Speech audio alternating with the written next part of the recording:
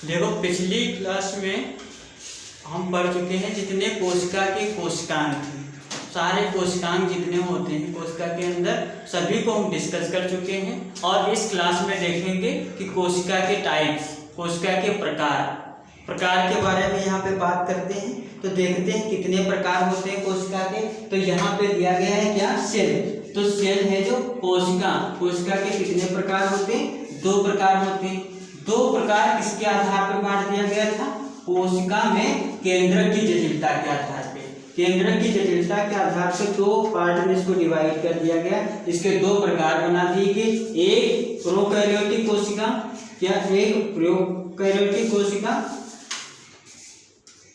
और दूसरी क्या है, यूकैरियोटिक कोशिका।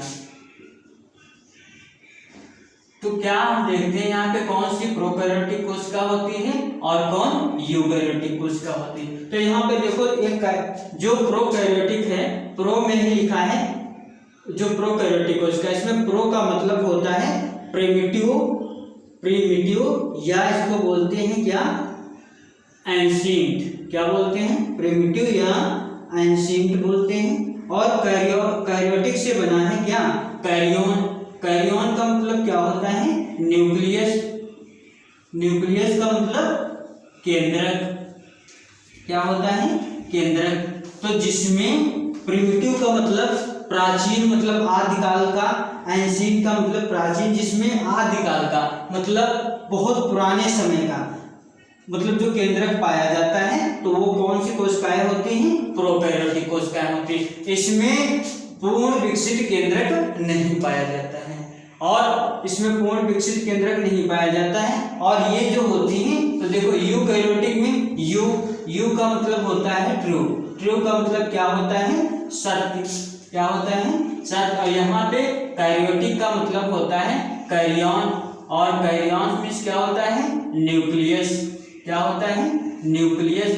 और न्यूक्लियस मीन्स क्या, केंद्रक। तो जहाँ पे सत्य केंद्रक पाया जाए, जिन कोशिकाओं में पूर्ण विकसित केंद्रक पाया जाए, तो वहां पे वो कौन सी कोशिकाएं होती हैं, यूकैरियोटिक। तो यूकैरियोटिक कोशिका किसमें, इसमें देखो प्रोकैरियोटिक जो है तो बैक्टीरिया की जो होती है, वो बैक्टीरिया मीन्स क्या होता है, जीवाणु। जीवाणु की जो कोशिका होती है वो कैसी होती है, प्रोकैरियोटिक कोशिका होती है। और दूसरा क्या होता है, बीजीए होता है, ब्लू ग्रीन एल्गी। नील हरे शैवाल में भी कौन सी कोशिका होती है, प्रोकैरियोटिक कोशिका। और यूकैरियोटिक कोशिका की बात करते हैं तो जिसमें पूर्ण विकसित केंद्रक होता है, जिसमें सारी चीजें मतलब केंद्रक के अंदर हों, तो वहां पे क्या होता है, यूकैरियोटिक कोशिका।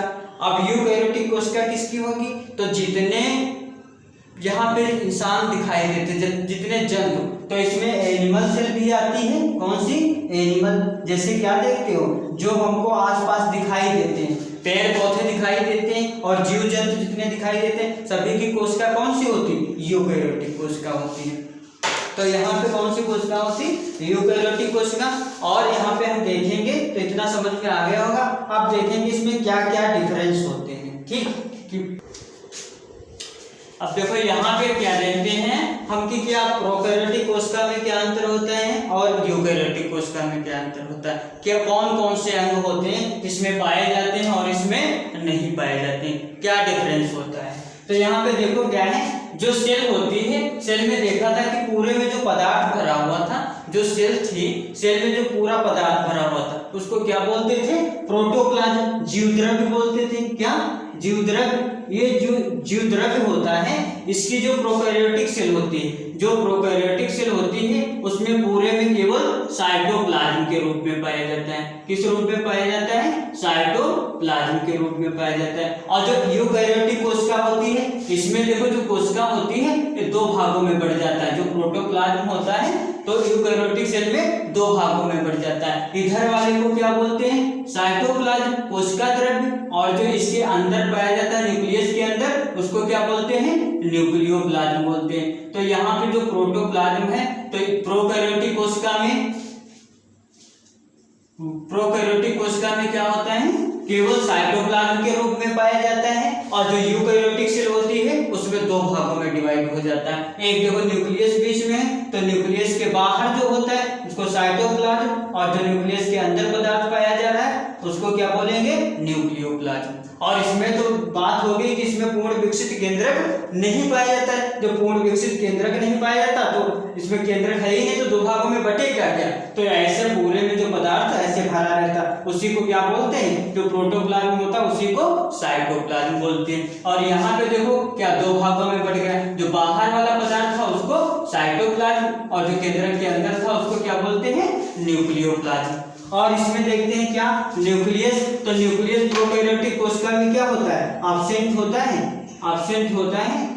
और यहाँ पे क्या होता है, यूकैरियोटिक कोशिका में पूर्ण विकसित होता है, मतलब प्रेजेंट, उपस्थित होता है। जब उपस्थित होगा तो क्या होगा, उसमें न्यूक्लियर मेम्ब्रेन पाई जाएगी। जैसे ये केंद्रक है, ऐसे ये केंद्रक है। अब केंद्रक है तो केंद्रक के ऊपर क्या, यहाँ जो यूकैरियोटिक सेल है तो इसमें तो न्यूक्लियर मेम्ब्रेन पाई जाती, लेकिन इसमें न्यूक्लियर मेम्ब्रेन क्या होती है, एब्सेंट होती, नहीं पाई जाती न्यूक्लियर मेम्ब्रेन। और इसमें क्या होता है, यूकैरियोटिक सेल में न्यूक्लियर मेम्ब्रेन पाई जाती है। और यहाँ पे बात करते हैं न्यूक्लियोप्लाज्म की। जब इसमें केंद्रक ही नहीं तो क्या न्यूक्लियोप्लाज्म मिलेगा, नहीं मिलेगा।